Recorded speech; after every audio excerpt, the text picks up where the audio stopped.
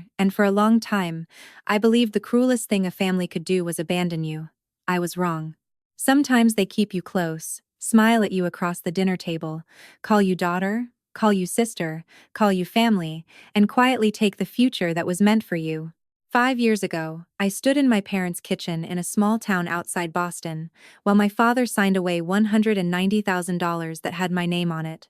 Money my grandmother had saved for me since the day I was born. He did not shout. He did not look ashamed. He simply clicked his pen, pushed the papers aside, and said, "Your brother has real potential, Clara. You should learn to be realistic." My mother stood by the sink, holding a dish towel so tightly her knuckles turned white. My brother Ethan leaned back in his chair like a prince who had just inherited a kingdom. And I stood there with a backpack, a broken heart, and $412 in my bank account, realizing that the people who raised me had just voted me out of my own life. I did not scream. I did not beg. I did not throw a single glass against the wall, even though part of me wanted to hear something break because everything inside me already had. I only asked one question. Was any of it ever mine? My father looked at me, the way a banker looks at a bad investment, and said, "Legally, I managed it. Morally, I made the right decision." That sentence stayed with me for years. It followed me into cheap rented rooms, late-night bus rides, unpaid internships, and mornings when I had to choose between groceries and printer ink for my design portfolio. But it also built something in me. Something harder than anger. Something quieter than revenge. A decision. Last Thursday, my parents walked into my office on the 22nd floor of a glass building in downtown Boston. My name was on the wall. Whitmore and Lane Creative Group. 47 employees worked outside the conference room. My assistant asked if she should call security because they had no appointment. I said no. Send them in. My mother cried before she even sat down. My father stared at the skyline behind me like the city itself had betrayed him. Ethan would not meet my eyes. And for the first time in my life, nobody in that room controlled me. But to understand why they came, you need to know what happened at our old kitchen table, beneath the yellow light, in a house where family photos lied better than people did. I grew up in a white colonial home on Briar Hill Road. From the outside, it looked like a dream. Green shutters, polished brass numbers by the door, roses my mother trimmed every Sunday, and a porch swing nobody ever used. My father, Richard Whitmore, was a financial advisor, which meant he spent his life telling other people how to protect money while quietly destroying mine. He believed in order, reputation, and sons. Especially sons.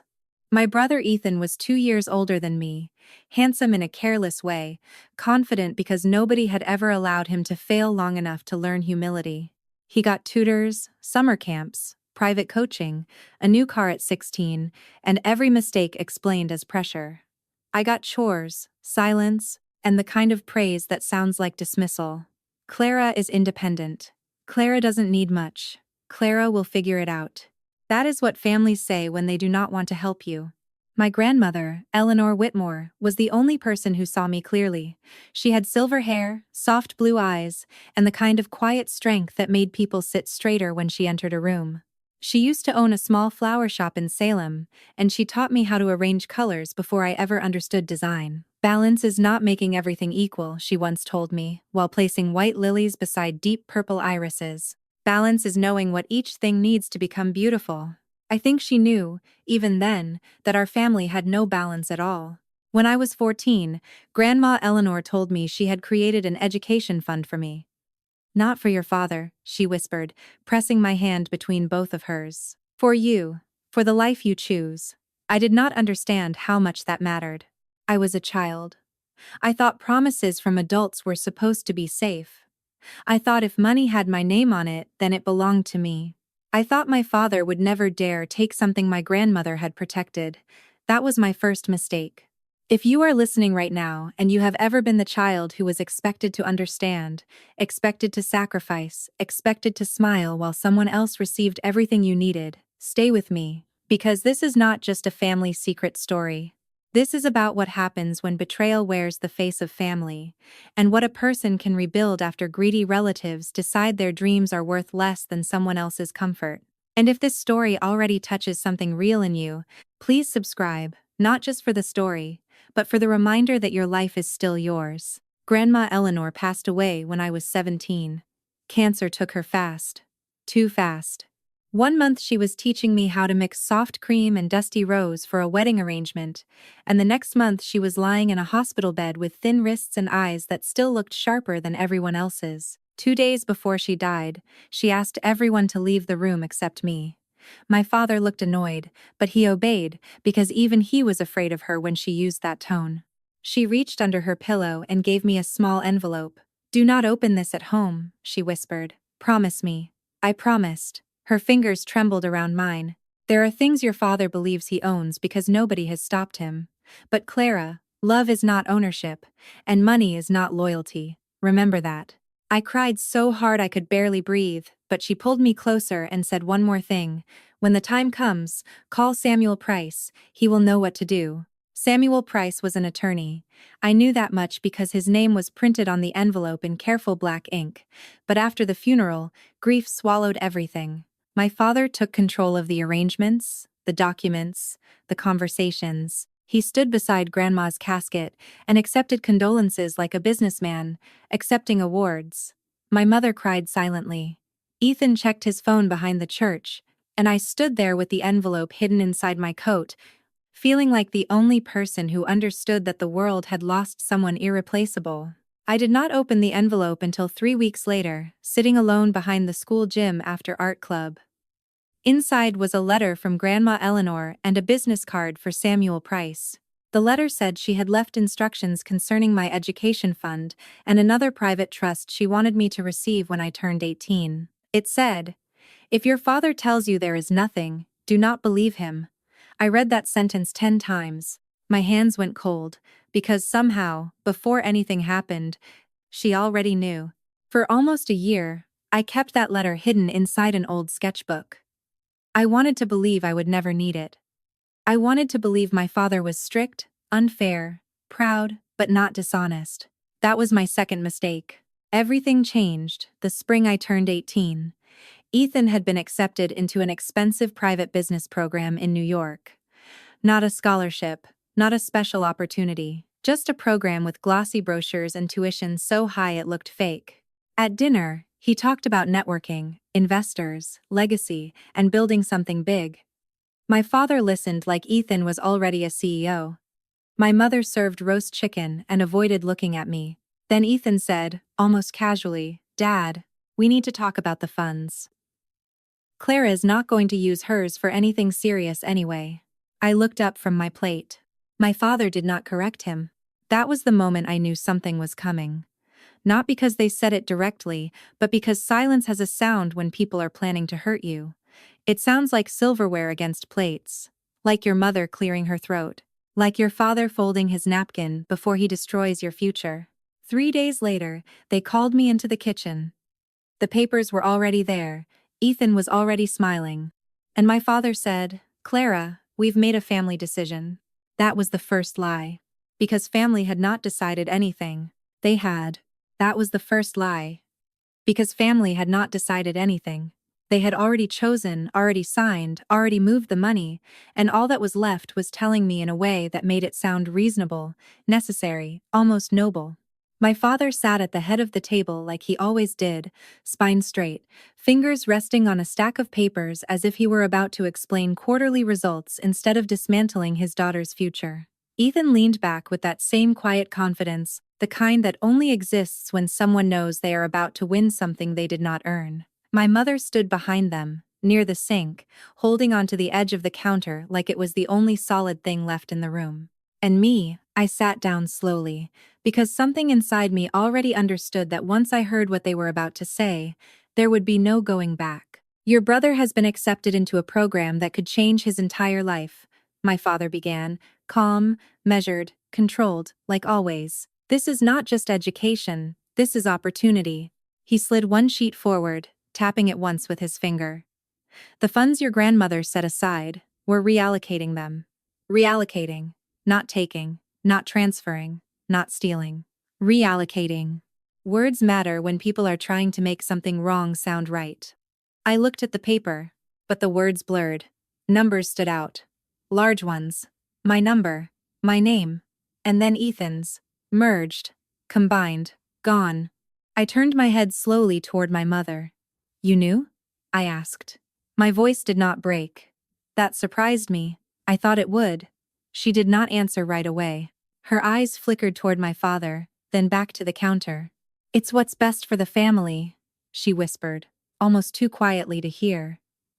That was the second lie, because what is best for a family is never decided by erasing one child to elevate another. Say something, Mom, I said, softer this time, because there is a part of you that keeps hoping, even when everything already tells you not to. She closed her eyes for a second, then shook her head. Just slightly. That was her answer. Not a no, not a yes, just absence. And in that moment, something inside me shifted permanently. Not shattered, not exploded, just moved. Like a door closing in a house you once lived in. Ethan leaned forward then, resting his elbows on the table. Clara, don't make this a bigger deal than it is, he said. It's just money. I'll use it better. You'll be fine. Just money. That phrase echoed in my head like a bad joke. Just money that was supposed to pay for my education. Just money my grandmother saved for me. Just money that represented choice, freedom, possibility. Just money that they decided I didn't deserve. My father nodded slightly, reinforcing it. You're strong, Clara. You always have been. You don't need this the way Ethan does. And there it was. Not just a decision. A justification. I didn't need it. He said it like he was complimenting me. Like resilience was something you reward by taking more away. I felt my hands go cold. Not shaking, just cold. I looked at the paper again, then at him. So it's done? I asked. Yes, he replied without hesitation. The transfer was completed this morning. Completed. Final. Clean. Efficient. Like closing an account. I nodded once. Okay, I said. And that was it. No argument. No raised voice. No dramatic exit. People always expect that moment to be loud, emotional, unforgettable. But the truth is, the moments that change your life forever are often the quietest ones. A single word. A single breath. A single decision to stop fighting for something that was never going to be given to you. I stood up, pushed my chair back gently, and walked upstairs. I packed that night. Not everything. Just what mattered. A few clothes, my laptop, my sketchbooks. The envelope my grandmother gave me. And the letter. The one that said, if your father tells you there is nothing, do not believe him. I read it again, sitting on my bed, the same bed I had slept in since I was 10, the same room that had slowly turned into a place where I learned to be invisible. And for the first time, I realized she hadn't just left me money. She had left me a warning. If you've ever been in a moment where everything familiar suddenly feels temporary, where the place you call home stops feeling like it belongs to you, you understand what I felt that night. Not fear. Not exactly. Something quieter, something clearer. Like stepping out of a fog and realizing the road ahead is uncertain, but at least it's yours. The next morning, I didn't say goodbye. I left a note on the kitchen table. The same table where they had taken everything from me. It said, I hope it was worth it. Nothing more. I didn't explain. I didn't ask them to come after me. Because deep down, I already knew they wouldn't. I walked out with a backpack and $412. That was my entire world, my entire net worth, my entire future, apparently. I didn't look back when I closed the front door. Not because I was strong, but because I knew if I did, I might hesitate. And hesitation is dangerous when you're trying to leave a life that's already left you. The bus ride into the city felt longer than it should have. I sat by the window, watching streets turn into highways, houses turn into buildings, everything familiar slowly fading into something unknown. People talk about freedom like it's this bright, exciting feeling, but real freedom, the kind that comes from losing everything first, is quieter. It's sitting on a bus with no plan, no safety net, and realizing no one is coming to fix this for you. I found a room in a shared apartment 3 days later. It wasn't much. Peeling paint, a mattress that dipped in the middle, 2 roommates who didn't ask questions, which I appreciated. I got a job at a small print shop downtown, minimum wage. Long hours, ink-stained fingers. But it was honest, it was mine. And every night, after work, I would sit at a small desk by the window and draw. Not because I thought it would save me. Not because I believed it would become anything. But because it was the only thing no one had managed to take. About 2 weeks in, I finally called the number on the business card. Samuel Price answered on the third ring. "Mr. Price?" I said, my voice tighter than I expected. "Yes," he replied, calm, steady. "My name is Clara Whitmore," I said. There was a pause, not confusion, recognition. "I've been expecting your call," he said.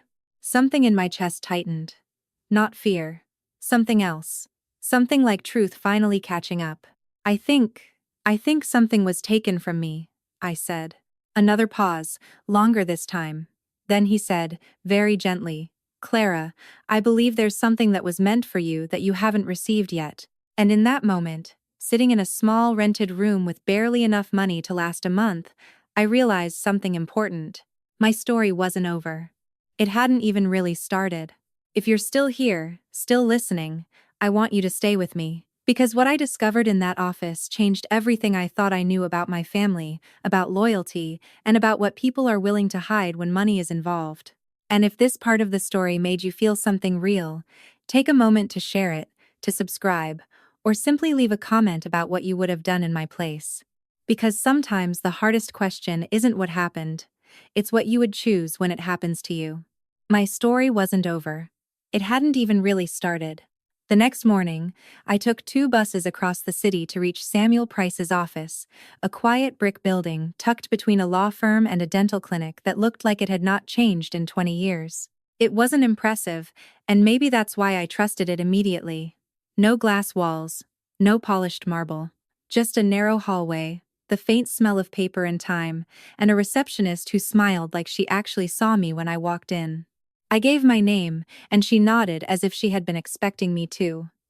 That was the first sign that whatever my grandmother had set in motion, it hadn't been forgotten. Samuel Price was older than I expected. Gray hair, thin glasses, steady eyes that didn't rush you. The kind of presence that doesn't need to prove anything. He stood when I entered, shook my hand firmly, and gestured for me to sit. No small talk. No unnecessary questions. Just a quiet understanding that this wasn't a casual visit.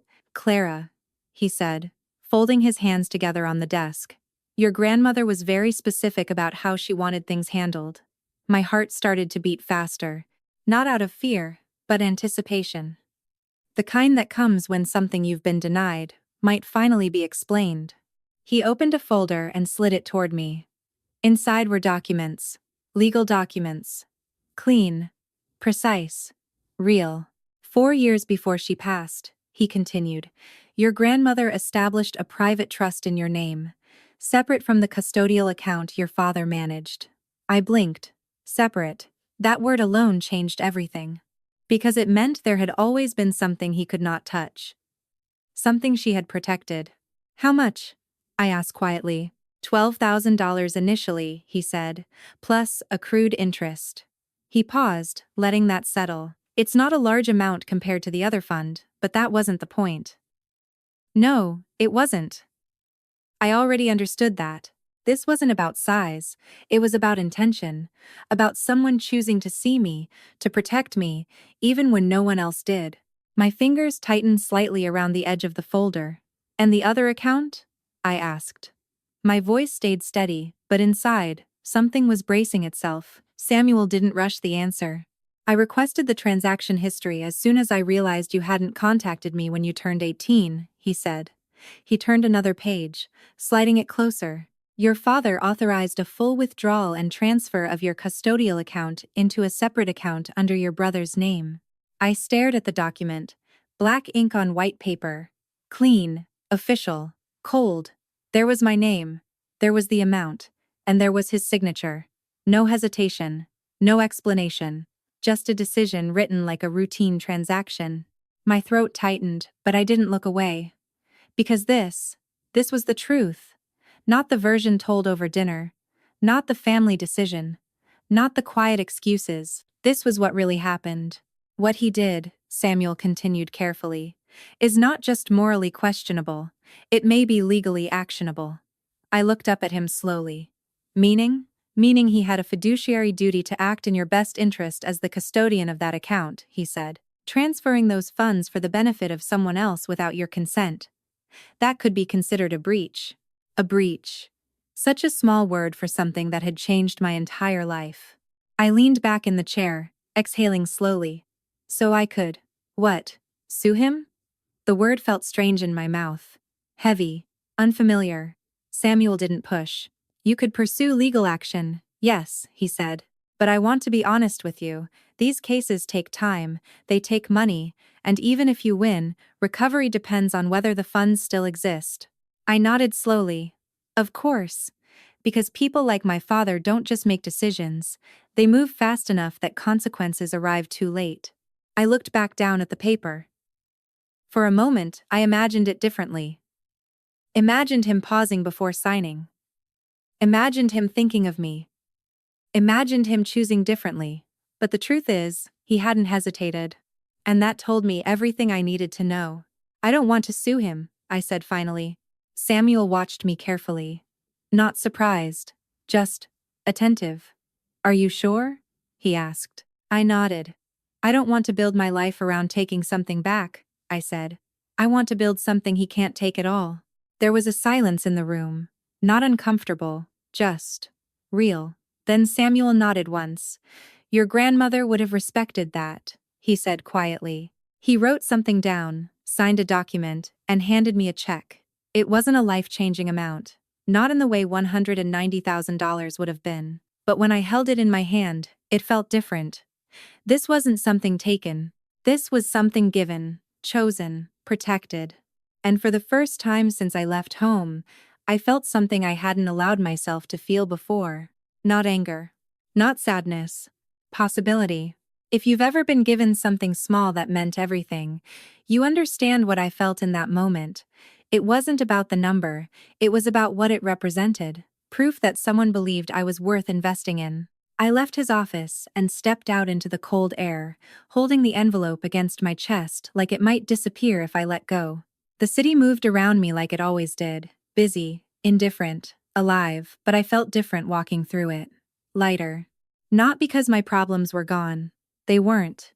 I still had rent to pay, bills to manage, a future to figure out with almost nothing. But now I had something else. I had a starting point. And sometimes, that's enough. That night, I sat at my small desk again, the check lying beside my sketchbook.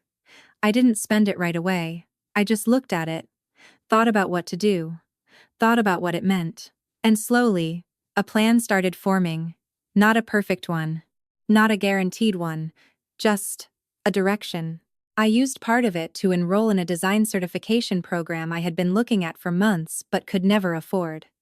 I bought a second-hand computer that didn't freeze every 20 minutes. I paid 3 months of rent in advance so I could breathe for the first time since I left. And with what was left, I did something that scared me more than anything else. I invested in myself. Not in the way my father talked about investment, not calculated, not strategic, just belief. Quiet, stubborn belief that maybe, just maybe, I could build something real. The first few months were hard, harder than I expected. Classes during the day, work at the print shop in the evening. Freelance projects at night that barely paid anything but gave me experience. I slept less, I worried more. There were days I questioned everything.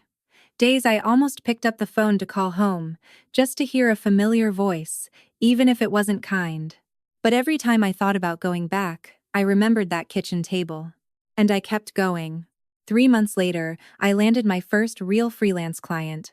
A small cafe that needed a logo and a simple brand identity. It didn't pay much, but when I saw my design printed on their menu for the first time, something shifted inside me. It wasn't just work anymore, it was proof. Proof that I could create something that existed in the real world. From there, things started to grow. Slowly. Not dramatically. No sudden success. No overnight transformation. Just small steps. One client. Then another. A recommendation. A referral. A late-night project that turned into a bigger opportunity. And somewhere along the way, I stopped thinking about what I had lost and started focusing on what I was building. If you've stayed with me this far, I want to pause for a moment, because I know this part matters. If you're in a place where everything feels uncertain, where you're starting from less than you deserve, where someone else decided your value for you, don't stop here. Keep going. Because the next part of this story is where everything changes. And trust me, they never saw it coming. And trust me, they never saw it coming. Because while they were still telling the story of who I used to be, I was quietly becoming someone they would never be able to understand. The truth is, success doesn't arrive with a loud announcement. It grows in silence, in early mornings, in late nights, in moments when no one is watching, and you choose not to give up. That's what my life became. Not dramatic, not glamorous, just consistent. By the end of my first year, on my own, I was no longer surviving. I was stabilizing. It doesn't sound impressive, but if you've ever had to rebuild your life from almost nothing, you know that stability is a victory. I moved out of that shared apartment into a small studio. Nothing fancy. One window, a narrow kitchen, a desk that took up half the space. But it was mine. No one could walk in and decide my future there. No one could take anything from me without my permission. I was still working at the print shop, but my freelance work had started to grow. Slowly, then steadily. Logos, menus, branding kits for small businesses, cafes, salons, local boutiques. People who didn't have big budgets, but had something else I understood deeply. They were building something too. And when I worked with them, I wasn't just designing for them. I was designing with them. That made a difference. About 18 months in, I met someone who would change everything again. Her name was Laura Bennett. She owned a small interior design firm downtown. Not huge, but respected. I met her through a referral from one of my freelance clients. I still remember walking into her office for the first time, holding my portfolio like it was the only thing standing between me and failure. She flipped through my work quietly. No reaction, no comments, just page after page. My heart was racing, but I stayed still, because I had learned something by then. You don't interrupt when someone is deciding whether you're worth their time. Finally, she looked up. "Who trained you?" she asked. "My grandmother," I said, "and everything I could learn on my own." She studied me for a second longer, then said something I will never forget. "You're not polished," she said, "but you're real, and that's rare." Then she closed the portfolio. I need someone like that. That was it. No long interview, no complicated process, just recognition. She hired me part-time at first. Not a huge salary, not a big title. But it was my first real step into something bigger. Real projects, real clients, real responsibility. And more importantly, someone who saw me for what I could become, not what I had been told I was worth. I worked harder than I ever had in my life. Days at her studio. Evenings finishing freelance work. Nights studying, improving, pushing myself beyond what felt comfortable. There were moments I thought I would break. Moments I questioned whether I could keep going at this pace. But every time I felt that doubt creeping in, I remembered something. No one was going to take this from me.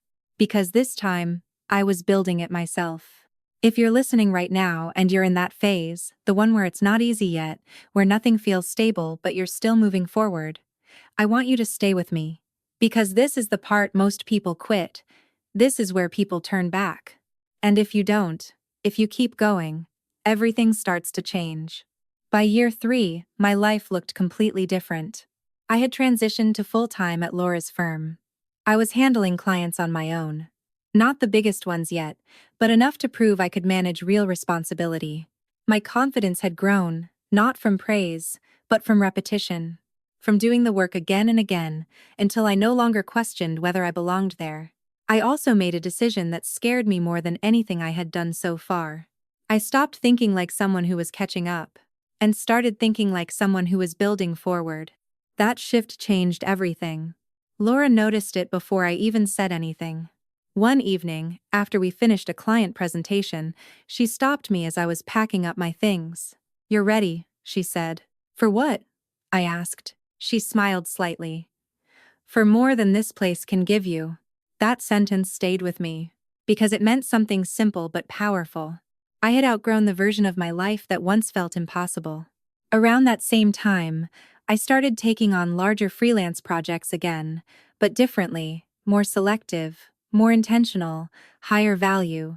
Not just work to survive, but work to build something. I started saving. Slowly, carefully. Every dollar had purpose. And then, the opportunity came. Laura decided to expand. Not just her business, but her vision. She wanted to open a new branch. Something more modern, more flexible, something that combined interior design with branding and visual identity. She didn't ask me to join, she invited me to build it with her. Partnership, she said. I remember just staring at her. Why me? I asked. Because that question never really leaves you. Not when you've spent years being told you weren't the one worth choosing. She didn't hesitate. Because you built yourself without anyone's help, she said. And that kind of person doesn't wait to be given something. They create it. That was the moment everything shifted. Not overnight, but permanently. We spent months planning, late nights, financial projections, client strategies, branding, positioning. It wasn't glamorous, it was exhausting, but it was real. And when we finally signed the papers, I wasn't the girl who lost $190,000 anymore. I was someone who owned a piece of something far more valuable. A future that no one else controlled.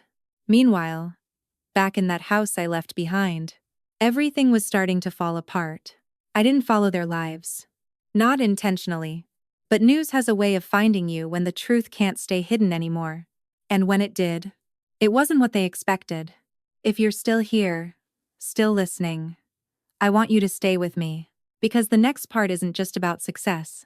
It's about consequences. And sometimes, they arrive later than you think. But when they do, they change everything. But when consequences finally arrive, they don't knock politely. They don't warn you. They don't ask if you're ready. They just show up, quietly at first, then all at once. And the people who thought they were in control suddenly realize they were only delaying the moment everything would catch up with them. I didn't go looking for updates about my family. I didn't need to. By then, my life was full enough, structured enough, meaningful enough that I no longer woke up wondering what they thought of me. That alone felt like freedom. But news still found its way to me. Not through gossip, not through drama, but through the one person who had never completely disappeared from my life. My Aunt Caroline. She was my mother's older sister. Practical, honest, the kind of person who doesn't interfere unless something matters. She called me one evening while I was still at the studio, reviewing layouts for a hotel project. I almost didn't answer. Not because I didn't care, but because I had learned to protect my focus, my time, my peace. But something in me said, pick up. Clara? Her voice came through, calm but different. Yes, I said, stepping into a quieter room. There was a pause. Not hesitation. Just, wait. Things aren't going well at home, she said. I didn't respond right away, not because I was surprised, but because a part of me had always known this moment would come. Decisions built on imbalance rarely hold forever. What happened? I asked. Another pause. Ethan. Just his name. And somehow, that was enough to understand everything was about to unravel. He dropped out of the program, she said finally. I closed my eyes for a second. Not out of shock, out of recognition. Because deep down, I had always known that opportunity without discipline doesn't turn into success. It turns into delay. When? I asked quietly. Months ago, she replied. They didn't tell anyone. Of course they didn't. Because people who build their identity around image will hide failure longer than they will face it. What about the money? I asked. Caroline let out a slow breath. Gone. Just one word. Gone. The $190,000 that had been my future. The investment my father had been so certain about. The decision he had defended so confidently. The sacrifice he told himself was justified. Gone. How? I asked, even though I already knew the answer wouldn't be simple. He tried to start something, she said. A business. Then another idea. Then something else. Rent, lifestyle, expenses, it all added up. Of course it did. Because money without structure disappears faster than people expect. I leaned against the wall, letting that sink in. Not satisfaction. Not relief. Something else. Something quieter. The kind of understanding that doesn't celebrate failure, even when that failure hurt you once. And your father? I asked. Another pause. He's trying to fix it, she said. Refinance the house. Pulled from retirement. He's still investing in Ethan. I let out a breath I didn't realize I was holding. Even now. Even after everything. He was still choosing the same direction. That's the thing about people like my father. They don't change when they're proven wrong. They double down. What about my mom? I asked. This time, the pause was different. She got a job, Caroline said softly. That caught me off guard. A job? Yes, she replied. Part-time at first, now full-time. Accounting assistant at a small firm. I didn't say anything for a few seconds. Because that was unexpected. My mother had never worked, not because she couldn't, because she had never been allowed to, or maybe she had never allowed herself to. How is she? I asked. Caroline's voice softened. Tired, she said, but different. Different. That word stayed with me long after the call ended. If you've ever watched someone slowly wake up from a life they didn't question for years, you understand what that word means. It doesn't happen all at once. It starts quietly, small decisions, small shifts, until one day, they're not the same person anymore. After the call, I sat alone in the studio for a while. The city lights outside were reflecting against the glass. My name was on the wall behind me. My work was on the table. My life was mine. And for the first time since everything happened, I didn't feel angry. I didn't feel like I had lost something. I felt done. Not with the story, but with the part of me that was still waiting for things to be different. If you've stayed with me this far, I want to pause again, because this part matters more than people realize. When the people who hurt you finally face consequences, it doesn't always feel the way you expect. There's no celebration, no dramatic satisfaction, just clarity, and sometimes, that's more powerful.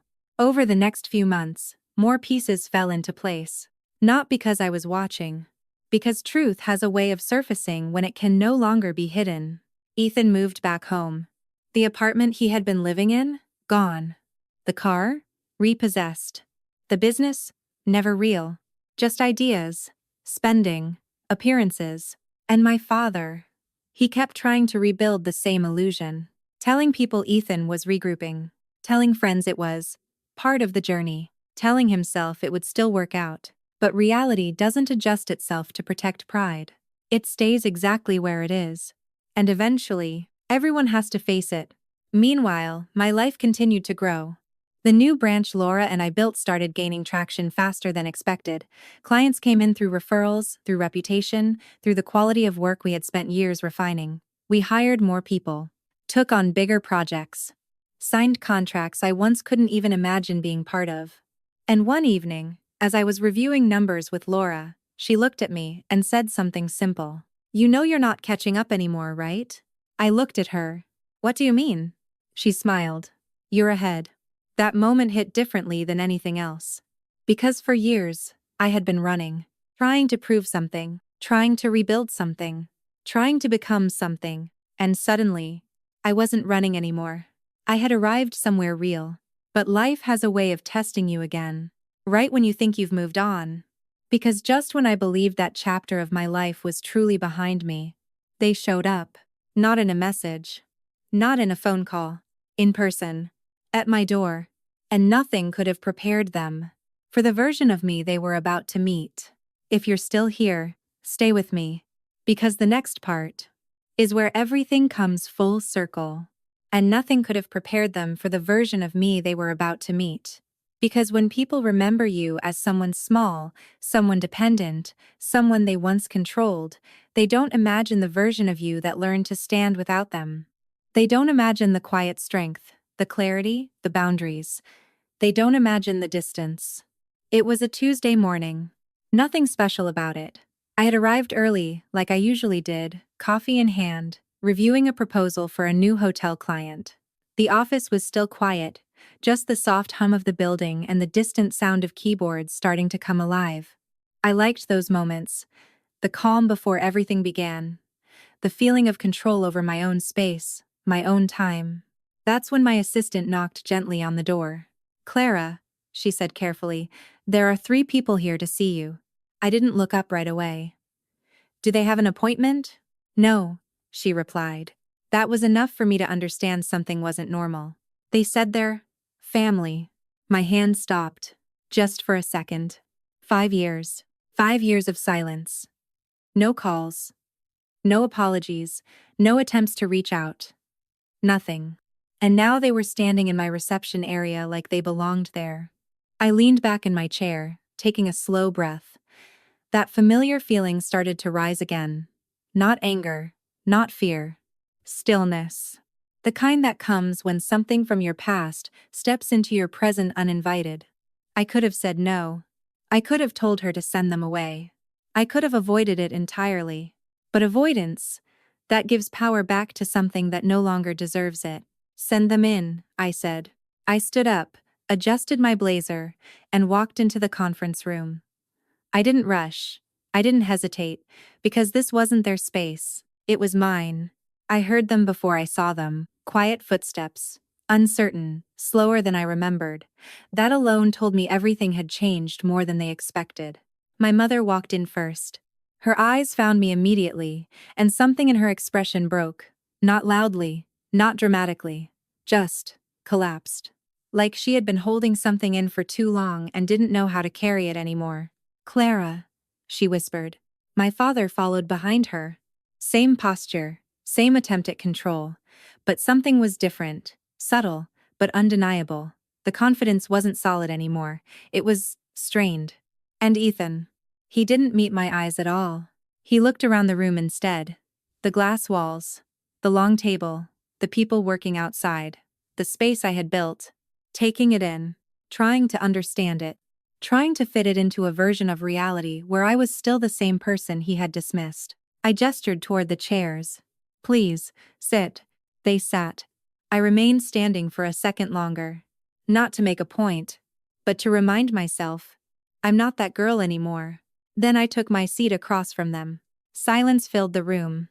No one reached for the water. No one spoke. Until my father finally did. "You've done well," he said. Simple words. Measured. Evaluating. The same tone he used years ago when judging Ethan's performance. I nodded slightly. "Thank you." I didn't add anything else. Because politeness doesn't mean closeness. It just means control. He leaned forward, folding his hands. "We've been meaning to talk," he said. "Of course you have," I thought. "About what?" I asked calmly. There it was. The shift. Because he hadn't expected a question. He had expected access. "We're family," he said. That word again. Family. Used like a key. Like it should open something. It didn't. I held his gaze. "We haven't spoken in 5 years," I said. "So I'm going to need something more specific." The room went still. Ethan shifted in his seat. My mother looked down. And for the first time since they walked in, my father hesitated. Just for a second, but I saw it. Because once you've lived under someone's control long enough, you learn to recognize the exact moment they lose it. "We want to move forward," he said finally. Move forward. Another phrase that sounds clean, simpler, but hides everything underneath it. I nodded slowly. From what? That question landed heavier than anything else I had said. Because you can't move forward without acknowledging where you are. And they weren't ready for that. Ethan spoke next. Quickly. Too quickly. "Clara, look. Things didn't work out the way we expected," he said. Of course they didn't. He leaned forward slightly. "I've had some setbacks, but I'm working on new ideas, and I thought maybe you could help." There it was. Not apology. Not accountability. Request. I studied him quietly. "Help how?" I asked. "Advice," he said. "Maybe connections, just guidance." Guidance. From the person he once said didn't need anything. From the person he took everything from. I let the silence stretch. Long enough for discomfort to settle. Then I asked one simple question. "Are you here as my brother? Or as a client?" He frowned. "What?" "If you're here professionally," I continued, "I can have my assistant schedule a consultation. My rate is $350 an hour. The silence that followed was absolute. My father's jaw tightened. Ethan blinked. My mother looked up at me like she was seeing me for the first time. Not the daughter they left behind, but the person I had become. This isn't a business meeting, my father said sharply. I'm at his casa. Then what is it? That was the moment everything changed. Because for the first time, he didn't have the answer. And when someone like him loses control of the narrative, they don't soften. They react. This attitude, he said, his voice tightening, is exactly why things turned out the way they did. I almost smiled. Because that sentence told me nothing had changed for him. Not really. You mean the part where you took my future and gave it to him? I asked calmly. Silence. Heavy. Unavoidable. That was a decision, he said. No, I replied. That was a choice. And choices have consequences. If you're still here, I want you to stay with me. Because what happens next isn't about revenge. It's about truth. And once truth is spoken, it can't be taken back. And once truth is spoken, it doesn't disappear. It doesn't soften just because people don't like how it sounds. It stays in the room, clear and heavy, forcing everyone to face something they've been avoiding. That was a choice, I repeated, my voice steady. Not loud, not emotional, just certain. My father leaned back slightly, his expression tightening in that familiar way, the one that used to make me shrink. But this time, nothing in me moved. Not fear, not hesitation. I did what I believed was best, he said. Of course he did. People like him always believe that, even when they're wrong. I nodded slowly. I don't doubt that, I said. But believing something doesn't make it right. Silence again. Ethan shifted in his seat, restless now. The confidence he used to carry so easily was gone, replaced with something less stable. Look, can we not do this? He said. We're here to fix things, not go backwards. Fix. Another word people use when they want results without responsibility. I looked at him. You don't fix something by pretending it didn't happen, I said quietly.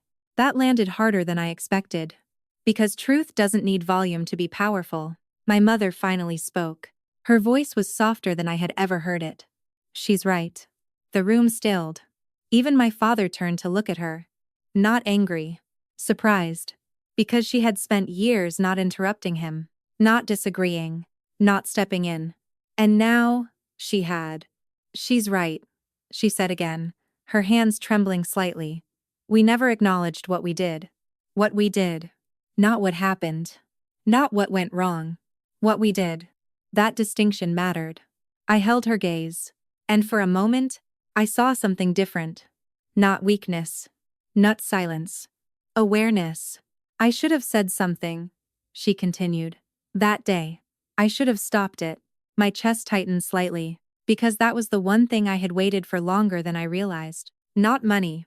Not explanation. Just someone choosing me, even if it came too late. I needed one person, I said quietly. She closed her eyes, tears slipping down before she could stop them. I know, she whispered. My father exhaled sharply. This isn't helping, he said. We're not here to reopen old wounds. I turned back to him. You didn't close them, I said. You ignored them. And ignoring something doesn't make it disappear. It just delays the moment it comes back. He didn't respond, because there wasn't a clean way to respond to that. So I did something I had never done before. I reached into my folder and placed a single sheet of paper on the table. His email. The one Samuel Price had shown me. The one that transferred everything. No emotion. No explanation. Just numbers. And a decision. My father froze. Not dramatically. Just enough. Enough for me to see recognition. Enough for me to know he remembered exactly what it was. What is this? Ethan asked, looking between us. I didn't look at him. You should ask him, I said. Ethan turned. Dad? Silence. Longer this time. Because now, it wasn't just me who knew. This is the moment you decided my future didn't matter, I said calmly. Still no raised voice. Still no anger. Because anger would have given them something to push back against. Calm. Gave them nowhere to go. My father finally spoke. That was handled legally, he said. I nodded. Yes, I replied. It was. Pause. And legally, it wasn't right. That landed. Because this time, he couldn't dismiss it as emotion, or exaggeration, or misunderstanding. It was fact. Ethan looked at the paper again, then at me, then back at my father, and something in his expression shifted. Not fully, not dramatically, but enough. Enough to show that the version of the story he had believed was incomplete. And that matters. Because sometimes, truth doesn't change people instantly, but it cracks something open. And once that crack is there, it doesn't close easily. I chose not to do anything about it, I continued. They all looked at me. Because that part, they didn't expect. I could have taken legal action, I said. I didn't. Why? Ethan asked. I held his gaze. Because I didn't want my life to depend on getting something back from you, I said. I wanted to build something you couldn't take again. That was the moment. The shift. The one that changes how people see you. Not as someone who lost, but as someone who chose differently. No one spoke. Because there wasn't anything left to argue. And then I said the only thing that mattered. If you want a relationship with me. They all looked up. Hope. Fear. Uncertainty. All at once. It starts with 3 things, I said. I didn't rush. I didn't soften. A real apology, I said. Not one that explains why you did it. One that acknowledges what it cost me. Silence. Accountability, I continued. Not excuses. Not we did our best. Just truth. My father's jaw tightened again. And respect, I finished. For who I became without you. The room felt heavier than before. But also, clearer. Because now, everything was defined. No confusion. No pretending. Just choice. My father stood up first. Slowly. Adjusting his jacket. Looking around the room like he was trying to understand how everything had shifted so far out of his control. He didn't apologize. He didn't argue. He just said one sentence. You've changed. I met his eyes. Yes, I said. I had to. He nodded once. Not agreement. Recognition. Then he turned and walked out. Ethan hesitated. Like he wanted to say something, but didn't know what. So he followed. My mother stayed a second longer. She stepped closer, carefully, like she didn't want to break something fragile. I am proud of you, she said.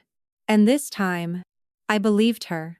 Not because it fixed anything, but because it was real. I know, I said softly. And that was enough, she nodded. Then she left. The door closed, and the room went quiet again. But this time, it wasn't heavy. It was peaceful. If you've stayed with me this far, I want you to stay just a little longer. Because the ending of this story isn't what you think. It's not about winning. It's not about losing. It's about something much deeper. Something most people never talk about. And it might change how you see your own story too. Because the truth is, I didn't walk out of that room feeling victorious. I didn't feel like I had won. There was no rush of triumph, no dramatic sense of closure like people imagine when they think about moments like that. What I felt instead was quiet, clear, steady, like something that had been unsettled for years had finally found its place. I stood there for a while after they left. The city moved outside the glass walls like nothing had happened. Phones rang, people talked, work continued. My world didn't pause for that moment, and somehow, that made it more real. Because the life I built didn't revolve around them anymore. It didn't depend on their approval, their presence, or their absence. I walked back to my office slowly, sat down, and looked at the 2 things that had never left my desk. My grandmother's photo, and that small envelope I had carried for years. One person who believed in me when I had nothing. And one moment that forced me to become someone stronger than I ever expected to be. That's when it finally became clear. The worst thing they took from me was never the money. It was the doubt they left behind. The years I spent wondering if maybe they were right, if maybe I wasn't enough, if maybe my dreams didn't deserve investment. That doubt, that quiet voice, was harder to rebuild from than anything else. But I did. Not all at once, not perfectly, but piece by piece. With every decision, with every step forward, With every moment I chose myself, when no one else did. A week later, I received a letter. No return address, but I recognized the handwriting immediately. My mother's. I opened it slowly, sitting at the same desk, in the same chair where I had faced them just days before. The office was quiet again. It felt different now, not because of what had happened, but because of what I had said. The letter was simple. No excuses. No long explanations. Just truth. Clara, I've spent 5 years pretending I didn't have a choice, that I was protecting peace, that staying quiet was the safest thing to do. But silence is not peace. It's fear. And I let that fear cost you something you should have never had to lose. I can't change what I did, but I can stop repeating it. I've made a decision. I'm leaving. Not because everything is broken now, but because it always was, and I finally see it. You showed me what it looks like to choose yourself. I don't expect forgiveness. But I want you to know, I see you now, and I am proud of you. Mom. I read it twice, then a third time, and I sat there for a long moment, not crying the way I used to. This wasn't grief. It wasn't anger. It was something else. Understanding. Because sometimes people don't change in time to protect you. They change because of you. And that doesn't erase the past. But it changes what comes next. I didn't reply right away. Not because I didn't care, but because I had learned something important. You don't rush healing. You don't force closure. You allow it when it's real. Weeks passed. Life continued. Work grew. We signed new clients. Expanded the team. Made plans for a second office. Everything I once thought was impossible had become normal. And one night, sitting at my kitchen table, in an apartment I chose, in a life I built, I finally wrote back. Not a long letter. Not complicated. Just honest. Mom, I got your letter. I believe you. And that matters.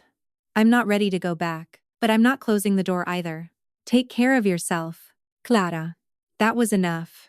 Not everything needs to be fixed all at once. Some things just need space to become something new. As for my father, he never wrote, never called, never apologized. And for the first time in my life, that didn't hurt. Because I finally understood something I wish I had known years earlier. Not everyone is capable of becoming who you need them to be. And waiting for them only keeps you stuck in a place you've already outgrown. Ethan sent a message once. Short. Simple. Congrats on everything. No apology. No acknowledgement. Just words. I read it. Then I put my phone down. Because not every message needs a response. And not every relationship needs to be rebuilt. Some just need to be understood. If you're still here, still listening, I want to say something to you directly. Because maybe this story isn't just mine. Maybe there's a part of it that feels familiar to you. Maybe you've been the one overlooked. The one underestimated. The one expected to accept less and call it enough. If that's you, listen carefully. Your value is not decided at a table where you are not respected. Your future is not defined by someone else's choice. And what you build, with your own hands, your own mind, your own courage, that can never be taken from you. I didn't get back the $190,000, but I gained something far more important. A life that belongs to me. A voice that no longer asks for permission. And a future that no one else controls. If you've stayed with me until the end, I want to thank you. Truly. And I want to ask you something. If you were in my place, would you have walked away? Or would you have stayed and fought? There's no right answer. Only the one you can live with. And sometimes, choosing yourself is the bravest one. If this story touched something real in you, I would love to hear your thoughts. Share your perspective, your experience, or even just where you're listening from. Your voice matters here. And if you feel this story could help someone else who is still doubting themselves, sharing it might be the reason they don't give up. Thank you for listening, and I'll see you in the next story.